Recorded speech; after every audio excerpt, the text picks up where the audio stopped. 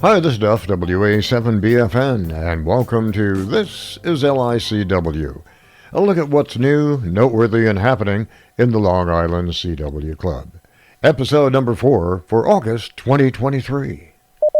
While walking through the local supermarket the other day with Morris Ninja happily playing in my ears, I thought while receiving the code is certainly at the forefront for most of us, the other end, the other side of the fence, is just as important. Sending, of course. Your style of sending is your signature, and in many ways reveals some aspects of your personality. I don't know about that. Believe it or not, some commercial Morse code operators could tell one another by their fist or their code signature. We're lucky to have amongst the many classes here at LICW one called Good Fists. Righto. And I just happened to end up with Bob and Randy over there. And so, Randy, what the heck makes for good sending? That the other person can copy it. Well, that makes good sense, but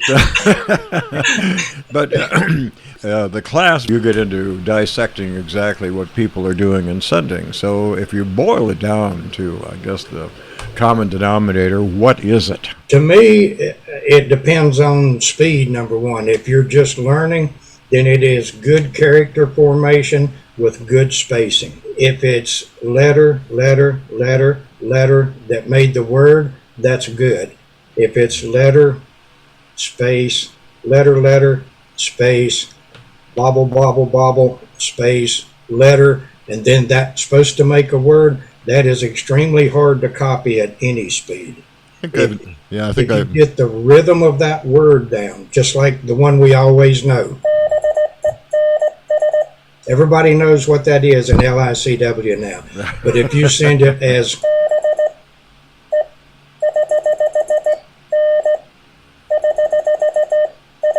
it makes no sense whatsoever. No sense whatsoever. Boy, I've heard and you hear a lot of that too. And so it's all about the rhythm. To me, anyway, to hear a good fist is all about the good character formation along with the spacing, and that's letter spacing as well as word spacing. Yeah, so exactly. I have to agree with Randy. The spacing is just critical. There are a lot of folks out there who have absolutely beautiful letter formation, but the spacing can make it exceptionally difficult to copy. There's establishing a rhythm. Chris talks about the dit train, and that's very, very real. You get your ear in sync with the sender, and if they maintain the rhythm, it becomes relatively straightforward to copy, easy to copy.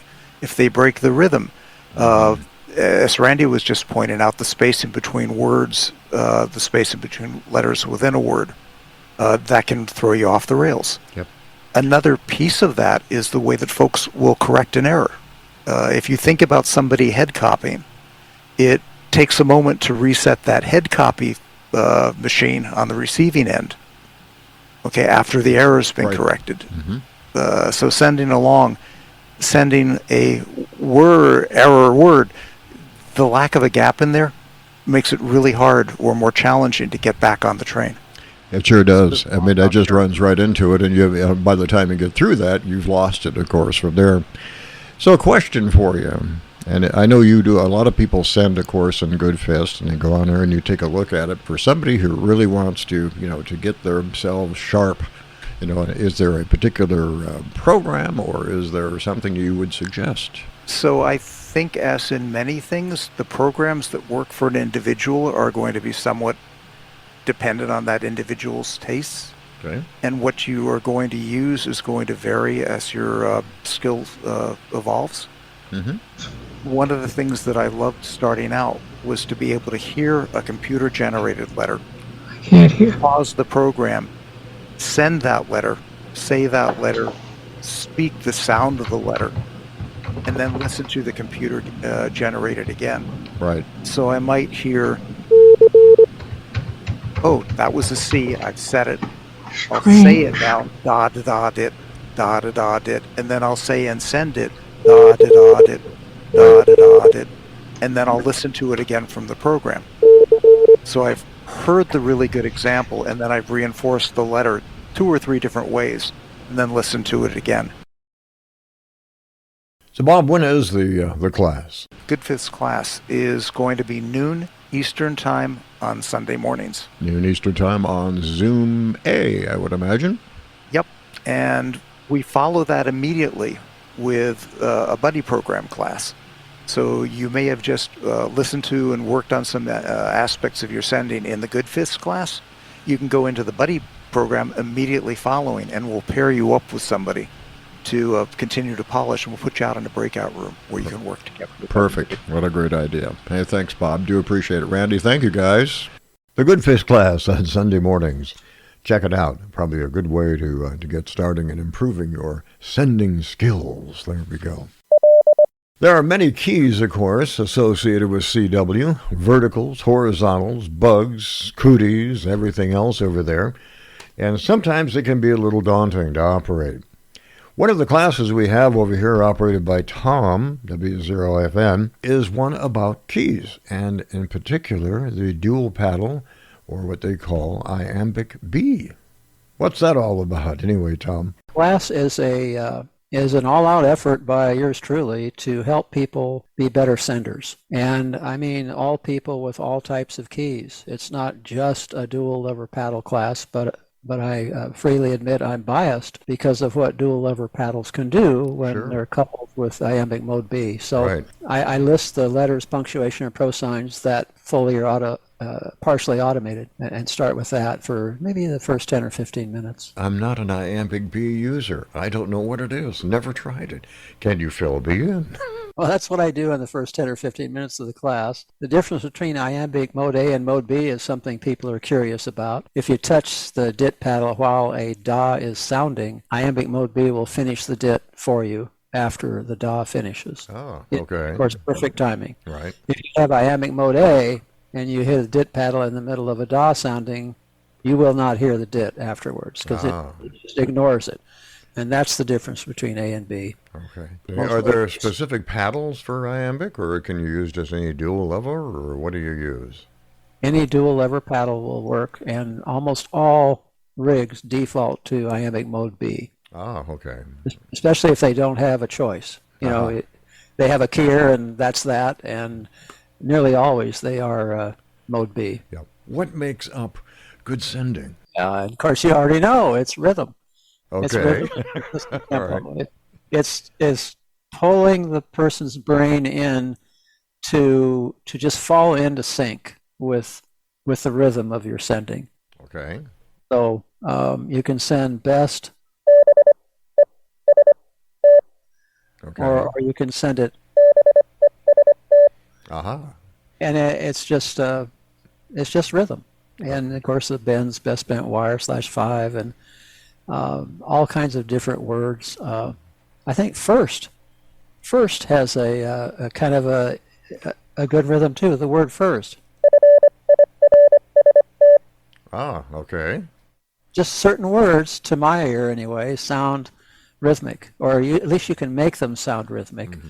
And if you are consistently in a steady tempo, it makes it a lot easier for the person you're conversing with or communicating with to understand you. Right. So, you know, sending and receiving are tightly coupled. They certainly are, and I think, I think one way or the other, one is not more important than the other. You got to have both sides of the fence, or it doesn't work. To where that goes. So, when you start out in the class, what do you actually do? What do you do in your class, Tom? I have two cameras, and if I switched, yes, I can. So I can switch to the camera to show, and then I can do the C, and the K, and the N. And the F, and the L, and the Y, and just kind of show that, like CQ, I always start with CQ.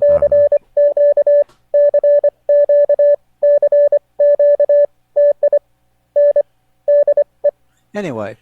I've noticed one big thing with it. There's not much movement at all between the paddles when you're squeezing those things. It's very tight. And does that help out basically in creating that code? I think it does. The more adept I got at sending with minimal effort, minimal movement, very relaxed, the more I was able to think about rhythm and tempo, and the less I had to, thrash my hand around back and forth a lot. And so I tend to, I rest my forefinger actually on the base of the paddle so that I don't even have to, lift it Right. hardly. And at least often I do that. And I think it's fun to send good rhythmic code without moving around a lot. Yep. It's just a personal preference is all. Well, I know I've got a cootie on the desk over here, and you slap that thing around all over the place. I mean, it ends up over there on one side of the desk or the other, or whatever. I'm going with that. No, and I'm envious of people that have all these skills and proficiencies with multiple types of paddles. I'm just a one-trick pony, and I enjoy the dual lever paddle and the relaxed sending, and that's about all I can do actually. Well, that's going to be one that I am going to furtherly explore as to figure out how the iambic B works for sure, for me anyway. And it's fun, so I would certainly like to add that particular mode to the repertoire, so we'll do that. Fun. So It's all about fun. Yeah. So I list the letters C, K, N, R, F, L, Q, and Y. The period, the slash, the exclamation point, for example, is a finger hold with 2 thumb taps. Oh, okay. And and I just describe in the second page of my PDF that F and L are thumb holds with a finger tap, and Q and Y are finger holds with a thumb tap. Ah. So we're not really talking about squeezing. To me, squeeze sending is absolutely accurate, of course, on certain characters. But there's a whole bunch of the other ones that's just hold one paddle and tap the other. Right. So it doesn't feel like a squeeze to me. It just feels like, tapping. Yeah, just that. Yeah, I guess the way you work it. Right, exactly. Interesting. All right.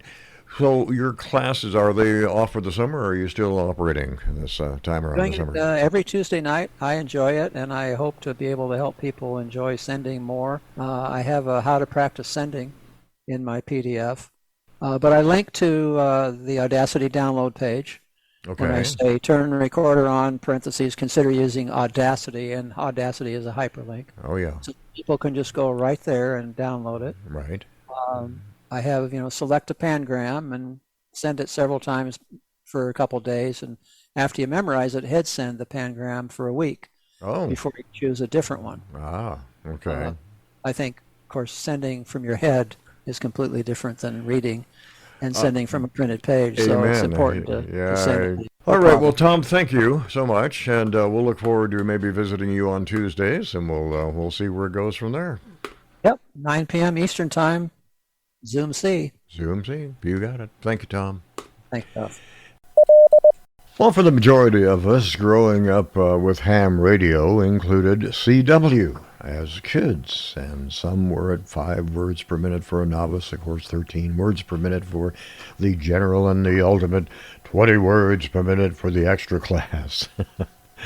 Well, CW waned somewhat over the years due to the emerging technology of cell phones, emails, the digital modes of ham radio, when kids nowadays seem to find a cell phone as part of their anatomy. Well, youth basically is the hope of things perpetuated, as they say.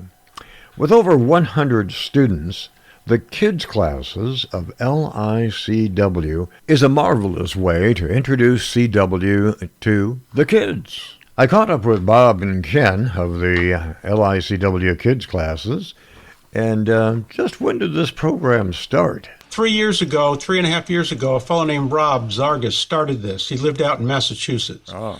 And he supposedly got 300 kids into the program. I don't know. We've never been able to verify that. But on the other hand, my granddaughter, 3 of my granddaughters were involved in it. One of them stayed with it. Wow. And got her license. And Rob was going along, and all of a sudden, my understanding is he bought a restaurant down on Cape Cod, and he left. He just dumped the program. Really? Not quite that bad, but almost. And Howard was looking for some people to run it, and nobody stepped up. So Ken and I were talking about it, and we decided that we would step up and run it. Good. And the rest is history. About 2 years ago, we got started in it. And now you've got over 100 people, 100 kids basically on I'd say we probably have 100 kids on the roster, Ken, and about maybe 30 of them are active. And Duff, we also have we have parents and grandparents that are with the kids. We Really? have probably 5 or 6 parent-grandparent teams right now that are learning their code along with the kids. Yep. Well, I had a 10-year-old out at Field Day this year, which was fun. I was doing the CW side, and he was over here and just, asking questions and really getting tuned into it. So that what kind of keyed my interest over here to maybe, talk about the program, see where it goes. Well, Ken, how did you set up the program? What's the curricula look like in the kids program? Oh man, that's a tough question. What we did is we had actually 3 or 4, I would call them senior kids that kind of carried over from when Rob was doing it. Basically, Bob and I teach Tuesdays, Thursdays, and we used to teach Saturdays. Now we teach Sundays. The Tuesday, Thursday are pretty serious classes where we take beginners in, and we use Zoom rooms a lot, and the breakout rooms. Breakout rooms, so sure. Yeah. We have 3, what, Bob? 5 of us total, I think, instructors. Instructors, we got Karen, Peter, in the fall. We've got Karen, Ed, and Kathy, you and I right now, and we've got 3 or 4 student instructors that various times jump in.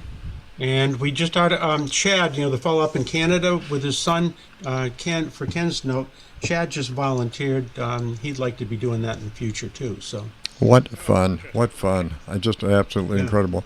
So Ken, where do you start out? If we have a new candidate, so to speak, how do you start out? What does it look like in the very first round? First off, we kind of teach them how to be on Zoom and run their beeper properly, which is a big deal actually, right. Depending on the computer they have and such.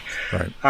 We do a lot of interactive stuff. Our typical classes will be 2, 3, 4 kids per instructor in a breakout room, and we kind of judge where they are. Do they know the whole alphabet? Do they know some of it? We'll help them work on letters that they don't know. We build words a lot quicker probably than some of the adult classes do. And we use letters that can easily build words. So sure, absolutely. So about half of that curricula is that type of work, questions and answers, very simple phrases. We'll put something in chat or some words in chat or put some phrases in chat and have them go around the room and each one of them tap it out.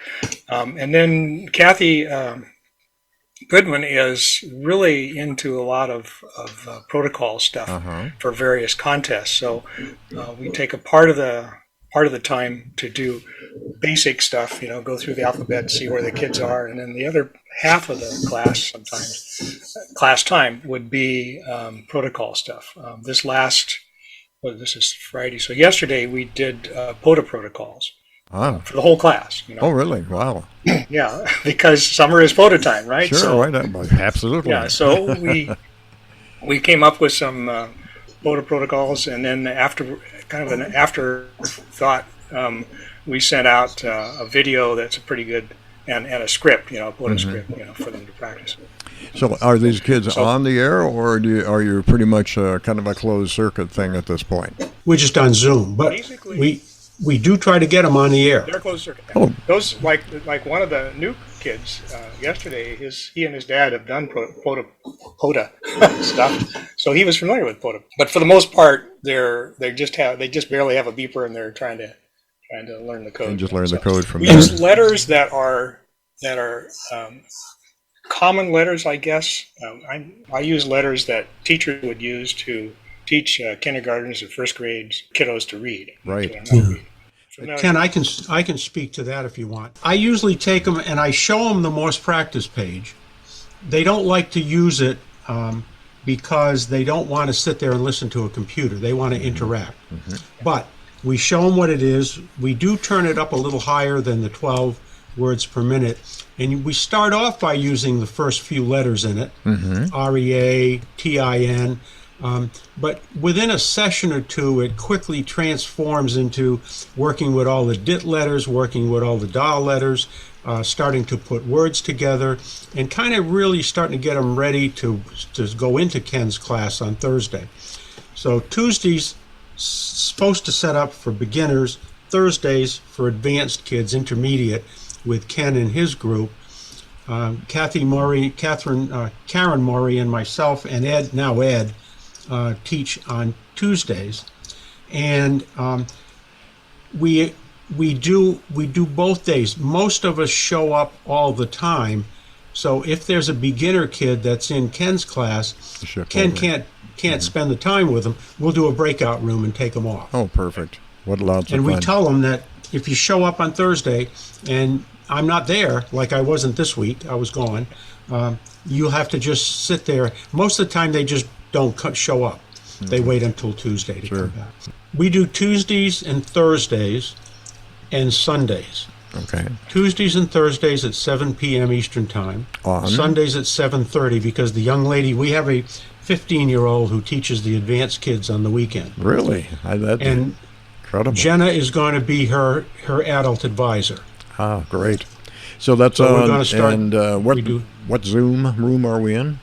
We do it in our own Zoom room. We have Zoom Room K. We don't give out the codes to anybody but the kids, the parents, and the instructors. Perfect. What fun.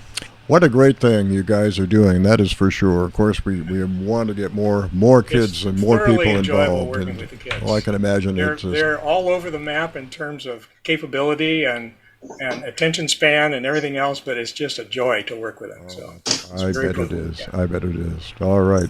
Well, thanks, gents. Do appreciate that. All right. Thanks, Duff. So if you've got a grandkid or a kid, there you go, who would like to get involved in ham radio and CW specifically, there you go. The kids' classes right here in LICW. This is LICW is produced by the Informational Services of the Long Island CW Club. Questions or comments can be made to duff@wa7bfn.com. Till next time, this is Duff, WA7BFN 73's